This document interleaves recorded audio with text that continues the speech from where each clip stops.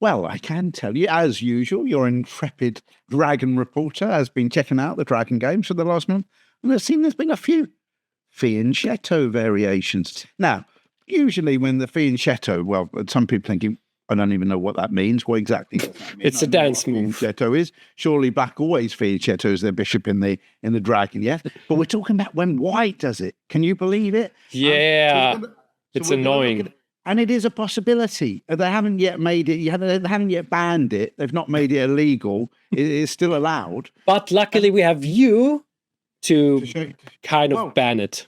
Actually, we've got more than just me because we've got a sort of a little treat for you today. So we're not going to get hacky Yugoslav attack today, but we are going to see a couple of games, a little bit of kind of like theoretical invention, if you like. I think I've just made that phrase up, actually. Beautiful. But the fact is, with a couple of games, the first featuring an up-and-coming English IM defeating a grandmaster, and the second game is going to feature the main man himself in a fast-paced game.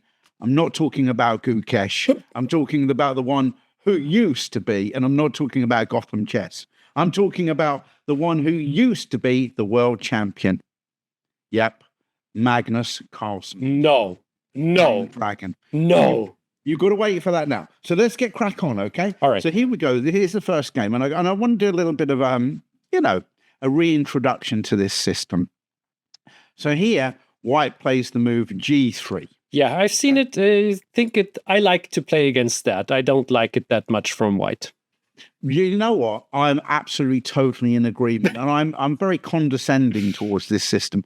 But I can tell you, a lot of top players still play it. Mm-hmm. It's kind of a positional system. Now, let's get to the. Yeah, it is. I'm going to tell you something here. Generally speaking, things have changed a little bit, as you're going to see. Not too much, but here, black is generally advised to play the move knight c6 rather than bishop to g7. Oh. Now, without me going into too much detail just yet, the idea is, if you've allowed that, once you've allowed that bishop to come there, playing knight c6 might throw you open to a little trade, followed by e5, opening up that long diagonal towards c6. Yeah. So generally, theory has it, knight c6 should come first in this particular position.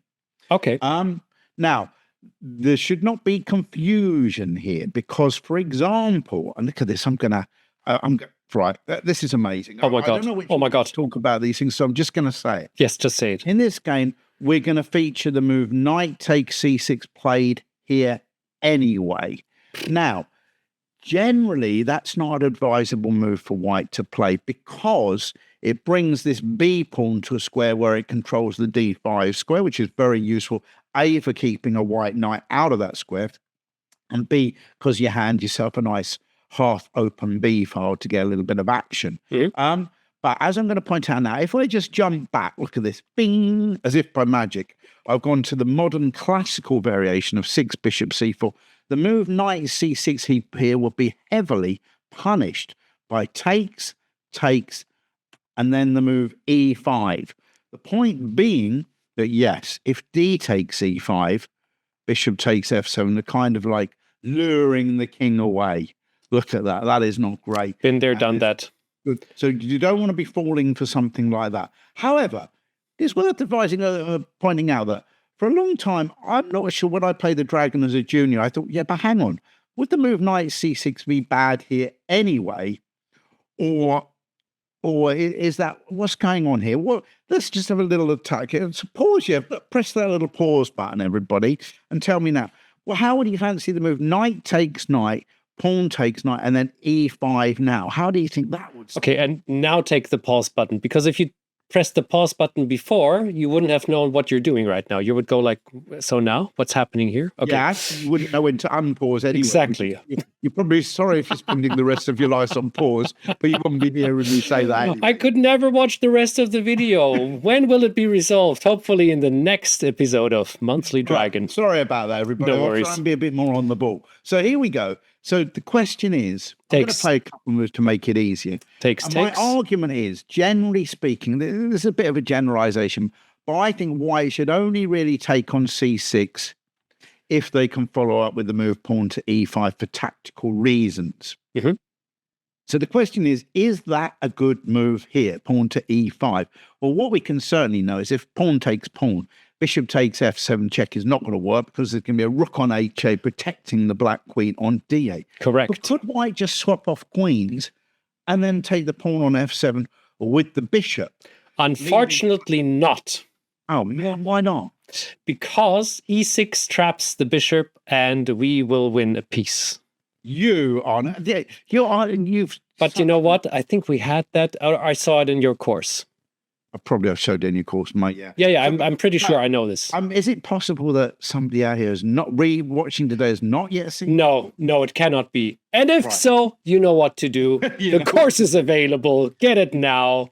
Monthly Dragon, it's in the description. I mean, I have mentioned before, not a lot of people have thought about this idea, but I have thought it is possible in this position maybe for white to play like this and then just not take that pawn.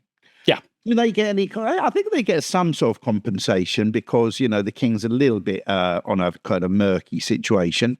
But still, really, white's going to want to occupy that diagonal if possible to really embarrass the king. And there's a small matter of a pawn currently on e5. On the other hand, if black gets e6 and knight d5, that's pretty solid. So I'm not sure they get those. I think they'll get some sort of compensation. But even ironically, even if they get their pawn back with the black king on c7 and knight on d5, I think that's going to be quite good for black. So basically, I don't rate that. But the whole idea is the move knight takes knight on c6 should only really be followed by e5 as it's going to work. Chris, I have to mention one tiny thing before we advance. I had some very good results playing neither knight c6 nor bishop g7. What I was playing here quite often is h5.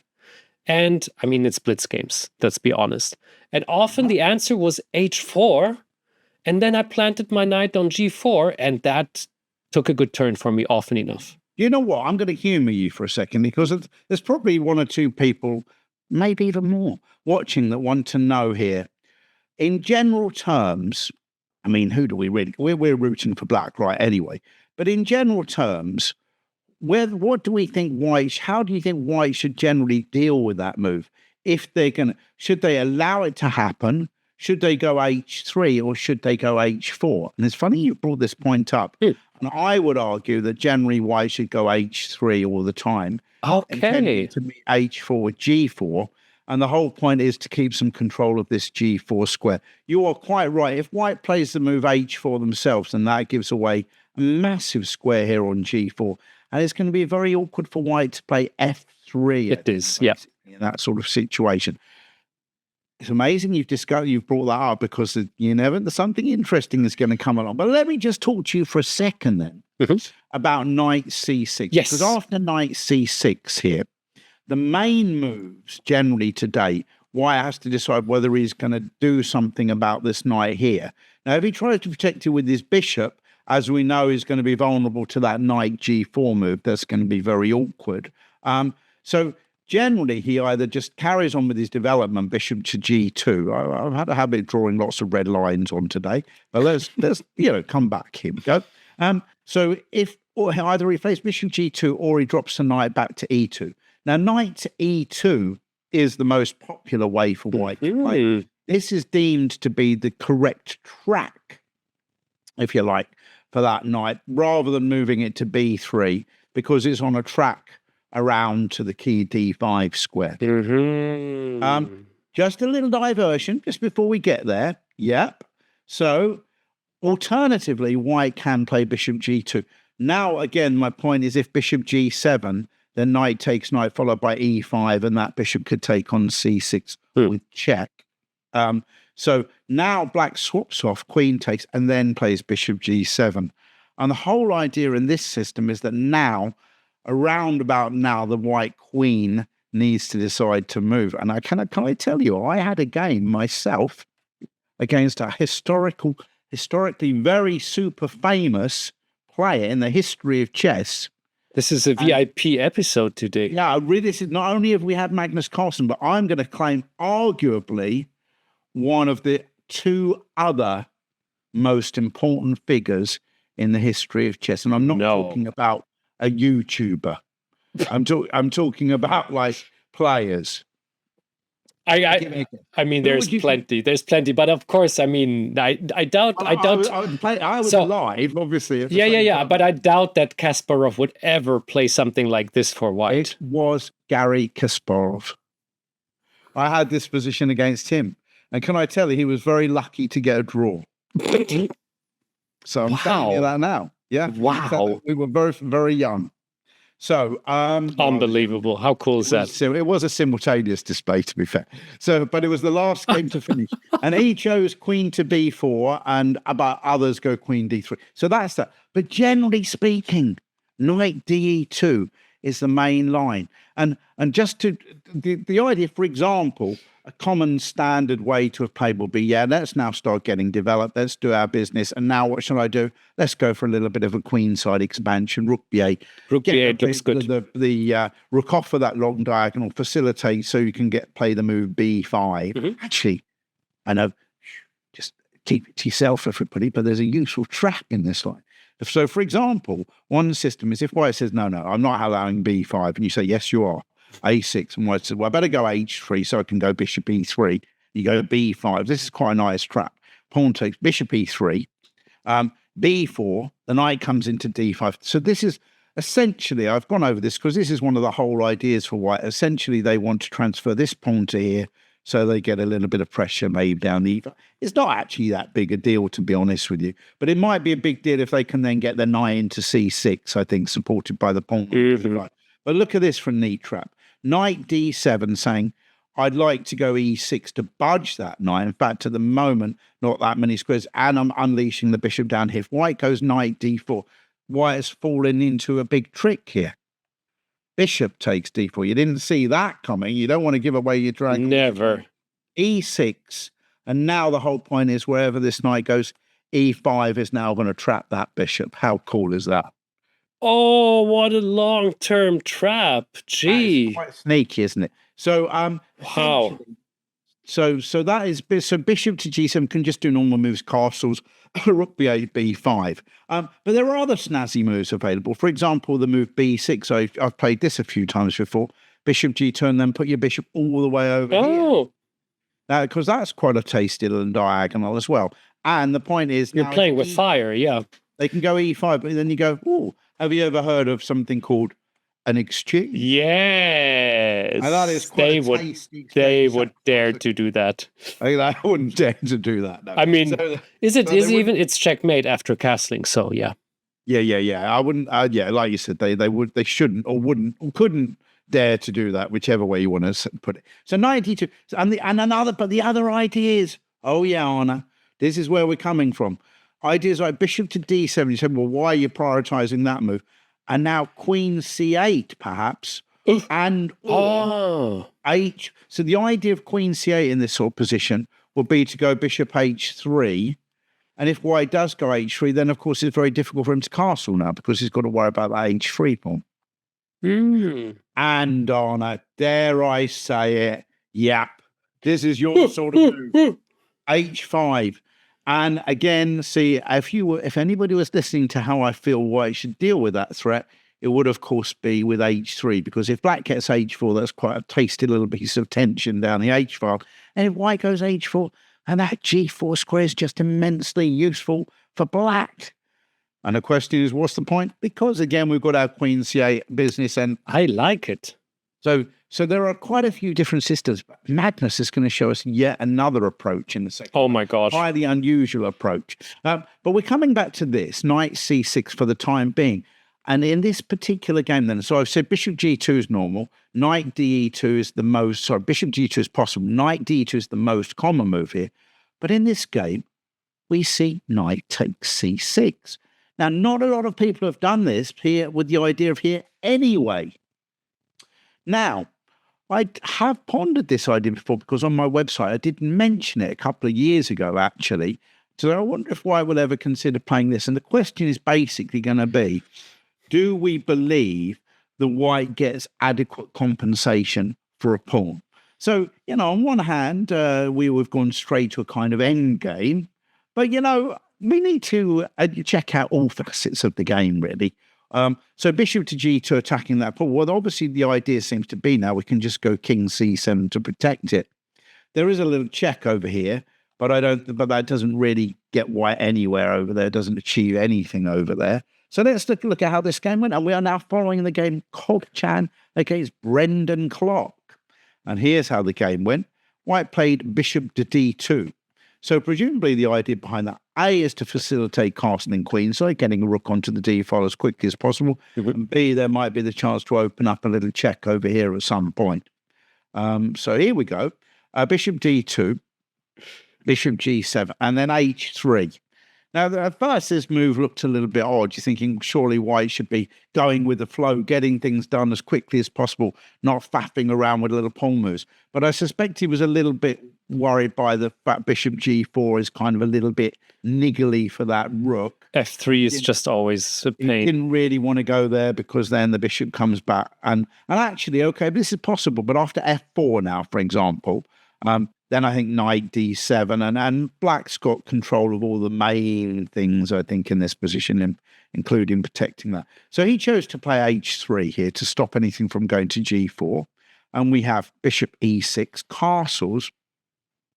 And now here again, I think the move knight d7 would be fine. I think bringing a rook to d8 makes sense. Black actually played the move a5, which became quite irrelevant in a little bit.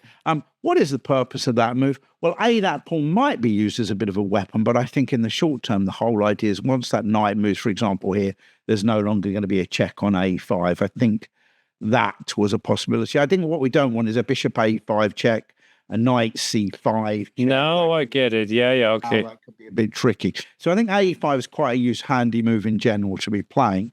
White played rook he1, attacking the pawn, and again, knight d7 seems quite reasonable, but Brendan chose to play knight to d5, and you can't really blame him, to be honest, because, of course, if there's a chance maybe even to iron out that c6 pawn over to d5, then black is going to be not only a pawn up, but also with a quite attractive pawn centre over there. So knight d5 seemed reasonable. Probably no great surprise then that white played the move knight a4. I feel, looking at it, probably his best practical chance here was still to go immediately with the move f4, because I think it's quite important, if white could, to get the action along here. Now, you're going to say, how is that action really going to happen? How is that action really going to happen, Chris? I love it when you ask all the pertinent questions. So we have it. So if, for example, white said, well, I've got my knight protecting that, so I'll take it. Suddenly, not so easy, because the king's in a bit of could be in a bit of a pickle if that sort of thing happens. Things are happening, bearing in mind there's, the rook's attacking this pawn. Yeah, you don't want that. You don't really want that. So I think after f4, probably it would have been more prudent to have played some other move like rook d1 or rook d8 or knight b6. Bearing in mind, white has actually got to go f takes e5, and he'll be getting his pawn back, but then that pawn on e5 kind of gets in the way of the e-file pressure. He probably should have done f4. He went for knight a4 because his approach is, you know what? I'm going to get in this and there. I'm dreaming of some things. A triple pawn action. Correct. Rook hba came, and black has got his own idea. Oh, yeah. Potential for action maybe over there. And white played c3, and I think this is probably a bit unnecessary. I think really, I believe he probably should have played the knight c5 in this position here to be a little bit. Should have stuck to this, okay? He should have stuck to his plan, I think. So, for example, knight c5, because we obviously don't want to get tripled isolated pawns if we can help it. So even if we move the bishop, then g4, and I think the idea is if we go I don't think e4, he can probably just stop that bishop takes b2. Well, or c3. Obviously. Yeah.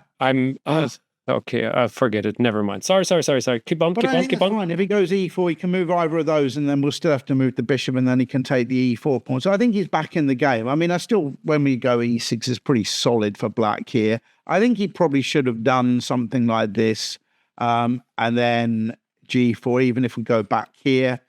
Now we can see why he played rook hba. He was probably anticipating dropping that back, keeping control of the key squares. But I think knight d3 was still a pawn up, maybe f4 now. It gets all a little bit murky. I think white should have tried something like that.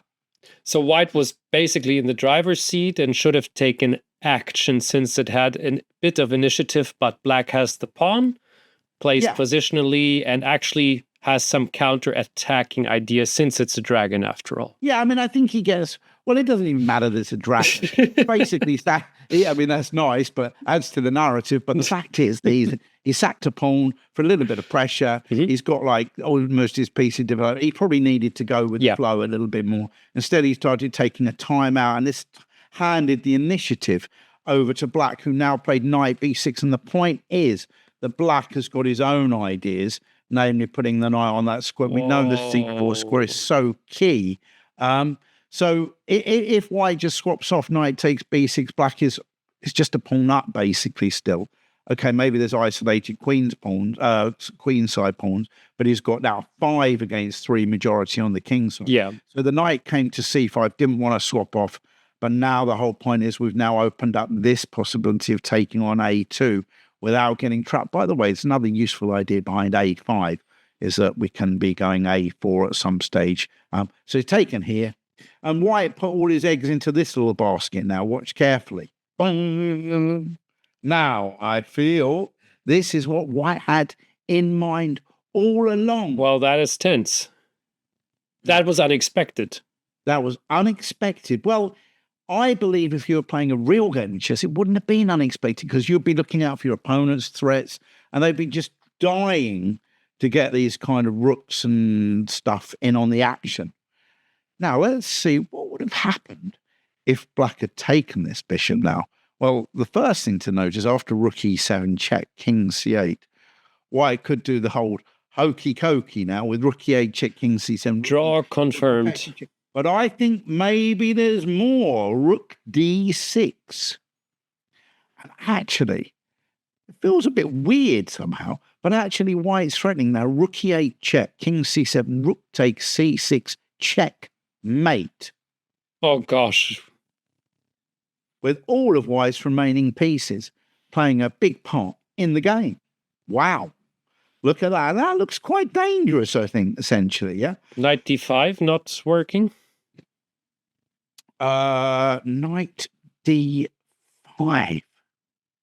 You are... Well, hang on a minute. Oh, no. Rook f7. No. Oh, yeah. I've already got, at the very least, I've got rook takes c6 check and then rook d7 check, haven't I? That looks horrible. Yeah, fair enough. Thank you. Yeah. I tried. You tried, but he tried better because he said, thanks very much. I'm not going to be taking that. I'm not going to be letting you get that. And he said, play bishop d5 instead. And the whole point is that now these bishops are opposed. So what's going to happen? I think the point is that if, for example, white just played bishop takes bishop and then took this check, then we'd have a very cheeky king d6. What a cool cheeky. Oh, no. King and probably knight d3 and then just knight c4. And we mustn't forget now that black is still just a clear pawn up. And with, well, just with the thing, with these lovely little pawns. That was good. So, unfortunately, bishop d5 just does the job here. White tried to be a little bit tricky with rook takes e5, but essentially that's no big deal because there's not much good giving up the exchange just to win the exchange. You're back to square one on the material count, except it's not exactly square one because the pawn up. So we have this now. It has to take here, and then of course black is just a pawn to the good. And the way the game ends is actually quite swiftly. Look at this, nice play. I honestly, I really love this sort of structure, by the way, when you get this here for black. Knight d3, but now he's got what he wants. He's got his knight on the c4, his rook on the b file, and now the king comes up nicely. Knight comes here. So presumably we could have got a favourable endgame by trading, but no, we don't need to do that because guess what? This little piggy is going to mark it.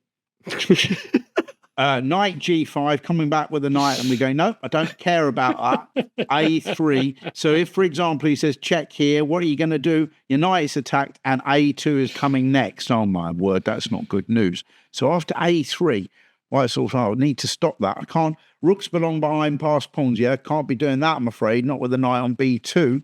King b1, but now knight a4 check. And in this position, White decided to resign. I think that was fair enough, because the worst thing about it is if he goes king a1 into the corner, knight takes c3, and there's no way to stop rook b1, mate. That would be a bit of a nifty, mate. And of course, if he goes king a2, which the crowd would expect, after this check, there's a nice little fork here, just nice little pattern there to end the game, essentially. Yep. So I thought that was a nice game. And the reason that was relevant is because somewhere, oh yeah, out in the world somewhere, I'm pretty sure there's a dragon player who's been thinking, what happens if they take my knight and go pawn to e5?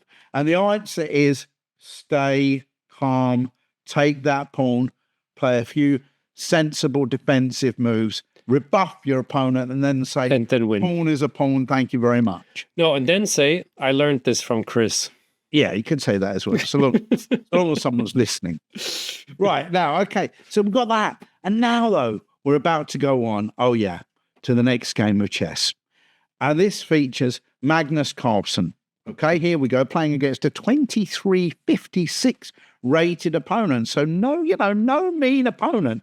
And let's see how he deals with him. Now, the first thing the other thing I loved about this is the move order. Yeah, it's true. Like, what the heck? Knight f3 took place, so we've got a reti, and black goes g6, as if to say, go on then, I'll give you a choice. You can go e4, d4, c4, or even g3. You can do what you want, basically. So White said, I'm going e4.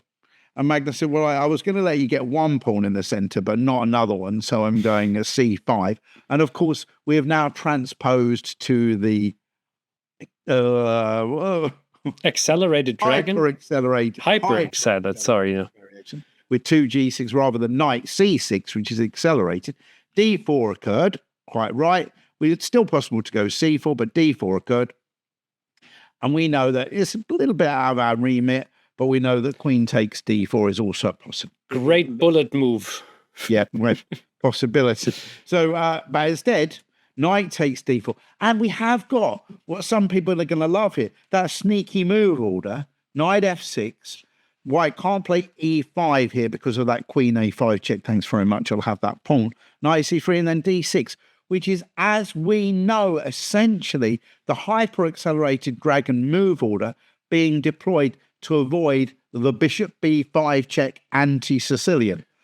Although White did obviously kick this particular game off with knight f3 on move 1, so I'm not sure he was expecting an open Sicilian anyway. But let's see going with this. And of course, we get g3. Yeah, this is the Fianchetto system we're looking at today. Now, Magnus said, no, I'm not bothering about all that knight c6 twaddle that you've just been talking about. I'm going bishop g7. I'm going to go I'm going to sort of go the Arna approach. Yeah, but very good. h5. Oh, no. So look at this in castles. So this is the whole point. White castle. So it's possible. I mean, I wouldn't say it's the end of the world, but the point is, if knight c6, I mean, how would we rate this? Let's just do a few moves ourselves. Would this be good? How do we rate this position? e5 now takes, and either we swap off or bishop takes c6. I mean, this could occur. I mean, presumably we've got to go maybe rook b8 or something here. Let's say rook b8. What do you think about this? I'm interested in your opinion here. So, of course, the viewers might not be interested in your opinion, but I'm just saying. I didn't mean to. Right. So here we go, rook b8. What do we think here? Well, it looks very equal to me. I mean, the king is secure for black. We have our Fianchetto. The strong Fianchetto bishop is a bit out of play, maybe. There is a chance to go right into the end game. I like the pawn on e5. So, I don't know. It looks fine to me. Well, there you go. There's an interesting viewpoint. We are probably going to go to an endgame because I think the queens are going to come off pretty quickly.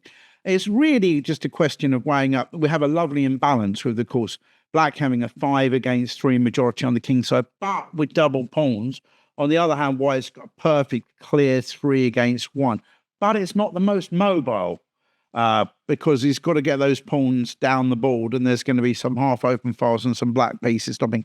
So it's funny you should say that, because I'm sure some people will just say, well, it's just going to be better for white because of that pawn structure, the 3 against 1. But I would have thought possibly that's the case, but that is one of the reasons why knight c6, and the whole waffle I gave you before about why you go knight c6 before bishop g7. But whether that's really such a problem, I don't know. And we've just heard your opinion on that situation. But in any instance, Magnus came up with his own move. Oh, yeah. Bishop g4. Dun, dun, dun. Of course, the h5, h4 plan has taken the sting out of it. Now we've already castled. But bishop g4 is certainly something different. And the way he played this game, it's just so nice watching him in full flow. Magnus Carlsen, as if to say, I'm just going to do my own thing, if that's okay with you. So kind of this looks to throw a bit of a spanner in the works. Because now definitely white doesn't want to play f3. I mean, actually, if we head back, oh yeah, let's head back just a second here. What have I been known to do? I have been known to play bishop g7 here, bishop g2. No, I haven't. I'm telling a complete lie. Am I telling a complete lie? Do you know what? I don't know what. Yeah, I have played bishop g4 in this position. This is where I've played bishop g4. Dun, dun, dun. The idea is probably best then, funnily enough, and this is what happened in the game when I played it, is for white to go f3, bishop d7, and then essentially change his structure to a kind of Yugoslav attack. That's probably the best way for white to play. Interesting.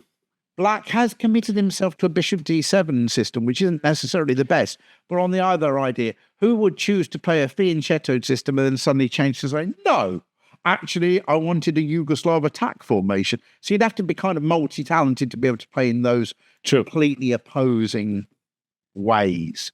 But Magnus played bishop g7 first. The subtle difference here is he's waited for that bishop to commit itself to g2. And of course, white is castled now. So playing f3 is definitely undesirable. So now, queen d3, right? Yeah, so he played queen d3. Actually, he played queen d2. We can come to that in a second. But if he goes f3, of course, he has got the ability to go f4. But as I mentioned before, f4 isn't necessary, doesn't normally fit in with this system, because white tends to be all about plonking a knight on d5 rather than exposing themselves along this diagonal here. So good question. Where should this queen go to in this particular position here? I think the idea is he's a little bit worried that if he goes to d3, then it's going to be vulnerable to a black knight coming to c5 or e5. He doesn't want to play bishop f3. He certainly doesn't want to just swap off those bishops and knight f3, knight e2. They're out of the question, really. So he'd play queen d2, which, of course, does look very ugly on this bishop, but his plan, as it is in a lot of the systems, is just to fianchetto this bishop on b2. Okay. Magnus played queen d7, prioritizing the queen because, of course, he's preventing white from playing h3 here. He might play and h3. e5, maybe. And well, yes, but yeah, exactly. But what I'm saying is, for example, knight d7 might have been a nice developing move, but h3 could have been a little bit embarrassing. Yeah. So if he actually wanted to develop, but you're quite right. White is, of course, threatening that with bishop takes g2. Although, is that really true? Because, it could sacrifice the exchange. You know, if you get the bishop for that rook, when there's all these holes around the king, it's not necessarily such a great. That is true, but I'm just thinking maybe he will just take the pawn and go back again. Yes. Unfortunately, it's kind of irrelevant because black has to make a move in this position, right? And pretty much any move that he's going to play interferes with that plan. That's right. So he's played queen d7, b3, and now he develops his knight to c6. Now then, we have to see there is pressure going on a little bit down here, which means it was opening us up to potential kind of knight takes e4 sort of tactics, I guess, in this particular position here. Is knight takes e4 a threat here and now? I would have to say probably yes, by the looks of it. Yep. Would you agree with that? Would you concur with my opinion? Looks very threatening to me. So in this instance, white chose knight de2. Now, the question is here. This is another thing where don't press that pause button until I've asked a question. But is white black threat? Can black play knight takes e4 in this particular position here?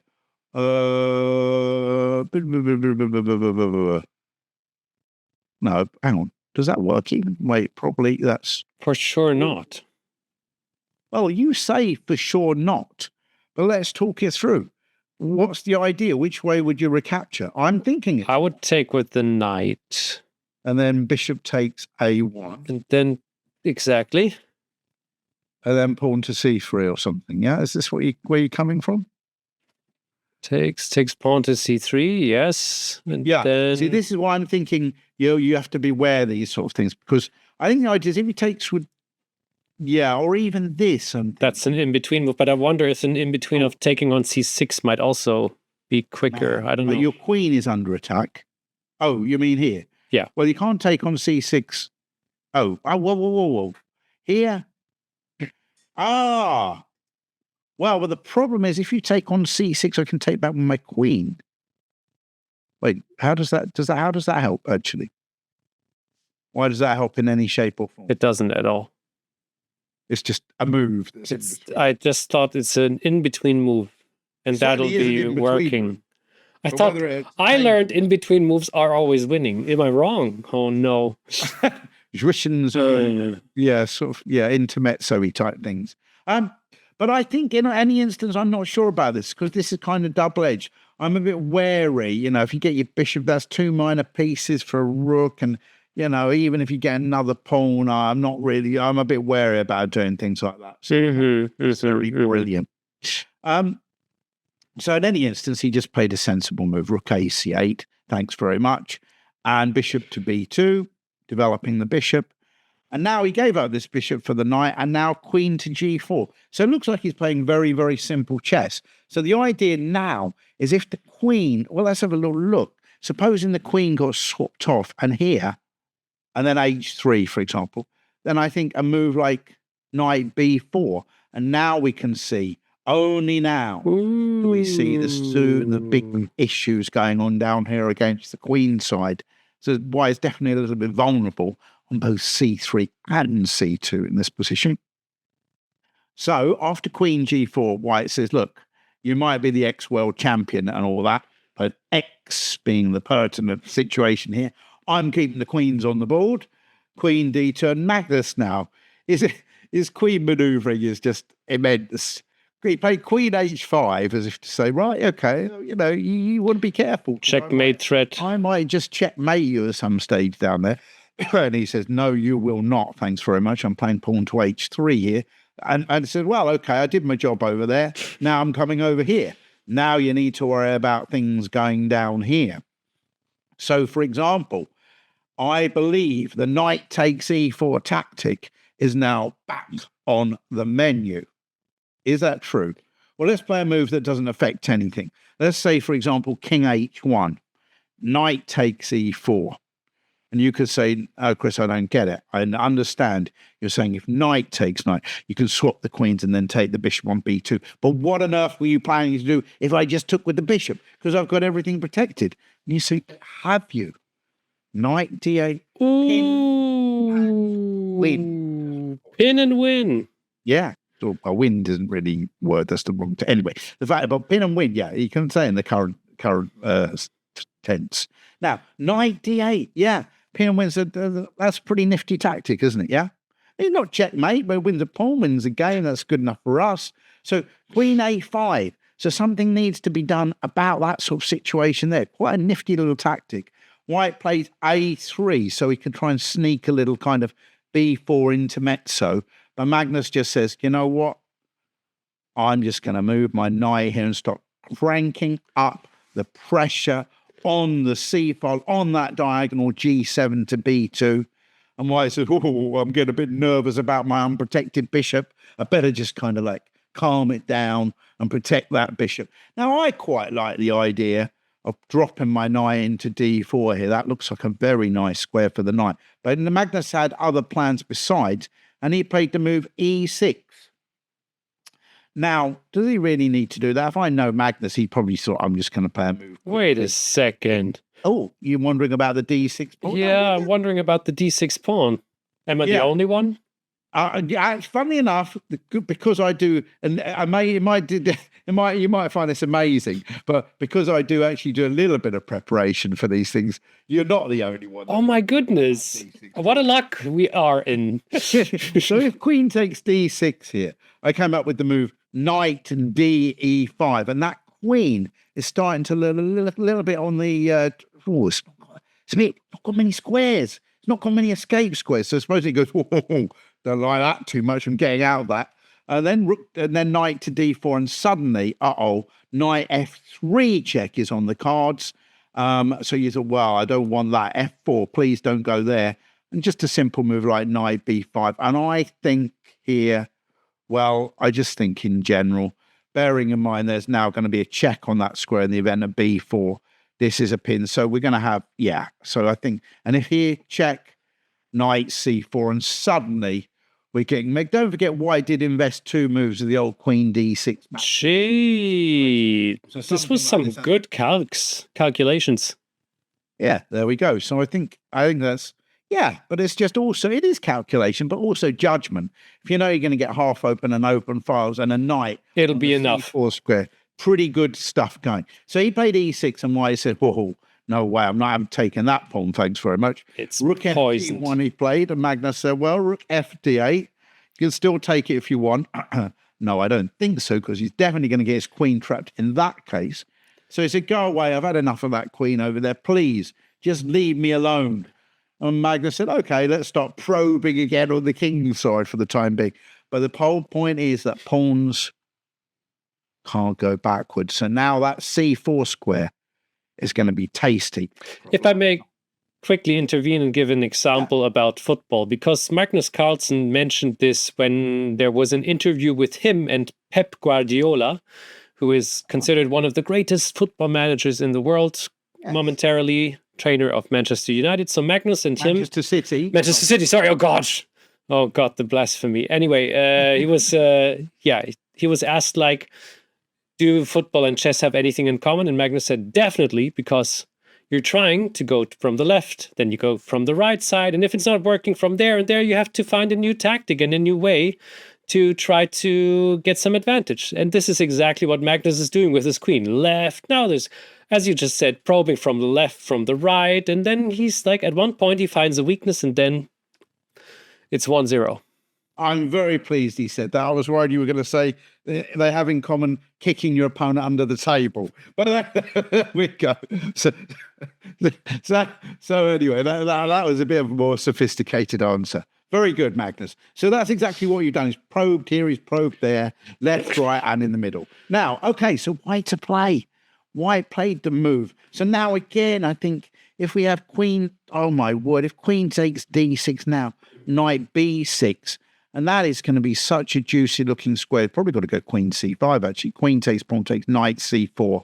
That is going to be bad news, I can tell you that.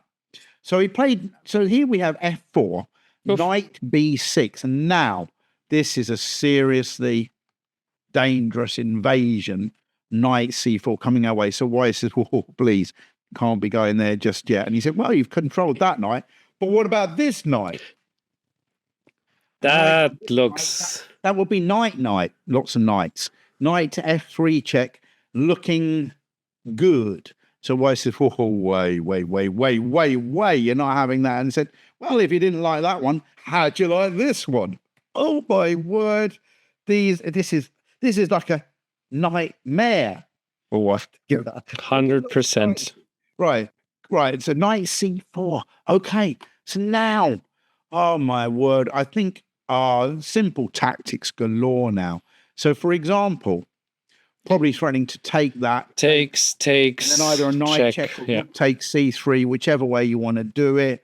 That's big. So he can't allow that whatsoever. So he had to go bishop c1. So actually, in successive moves, pretty much, he had to go bishop one fianchetto back to f1 and then the other fianchetto back to c1. Maybe Magnus can make it happen that the rooks go back into their initial position too. Let's see. Yeah, well, he's got to get the king and the bishop out of the way to get that rook to a. He'll manage. He'll manage. Well, he now hits him with knight takes a3. Loving that move. Cute. So the whole point, of course, is he's attacking the rook, but you got it. He's unleashing the rook takes c3 tactic here. So if now bishop takes a3, brutal. Rook takes c3, queen takes c3, knight f3 check, and our dragon bishop finally enters the fray over there to pick off that white queen. So knight takes a3. What does he do? Things are looking a little bit desperate. He says g4, please. I like that queen. And guess what? You can't go back to a5 anymore because that square's covered. What a pity. So unfortunately, that's not adequate. G4, and Magnus says, well, but unfortunately for you, the bad news is after I take that and you get my queen, I get your queen, and there's nowhere for you to move your own queen to. Oh my gosh, it's so brilliant. Trapped in the middle of the board. Game over. 0-1. The ex-world champion is back. He's back. I wonder if he could compete for the world championships now. I think he can stand a good chance still. Only if he plays the dragon, obviously. Only if he plays the dragon. I think that's probably it, yeah. So there we go. That's it. 2 little offerings for you this month. Absolutely fantastic. But I like to think now, anyone watching this can feel totally prepared with very reasonable options to face the Fianchetto system, whether you choose to do Arna's early h5 or one of these other offerings. I love it. Yeah. Brilliant. Thank you so much, Chris. Thank you, everybody, for watching. We see each other next month. Looking forward to this.